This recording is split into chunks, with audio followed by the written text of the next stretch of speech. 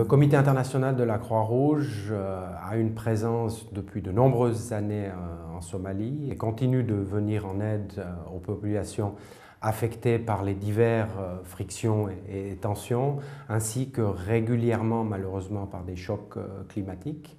Et ce que nous avons pu gagner ces derniers mois et années est une présence de nouveau beaucoup plus étendue dans les zones rurales, sur le centre et le sud de la Somalie, dans des zones claniques qui nous étaient inaccessibles par le passé.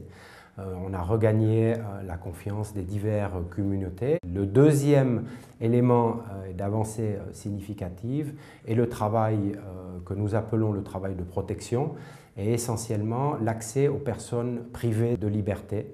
Et nous accédons dans les prisons, qu'elles soient au Somaliland, au Puntland ou dans la région centre et sud du pays, ce qui nous permet de favoriser l'amélioration des conditions de détention ainsi que du traitement de centaines de personnes qui sont privées de liberté. Le Comité international de la Croix-Rouge continue d'assister plusieurs centaines de milliers de personnes sur l'ensemble du territoire somalien. Nous soutenons 4 grands hôpitaux à travers le pays. Avec le Croissant Rouge somalien, plus d'une trentaine de cliniques de soins primaires sont soutenues. Nous avons des transferts de fonds vers des familles vulnérables qui peuvent aller se ravitailler directement dans des magasins présélectionnés. Donc une opération d'assistance qui reste très importante dans un contexte extrêmement fragile. L'assistance humanitaire globale et générale ne couvre malheureusement pas l'ensemble des besoins.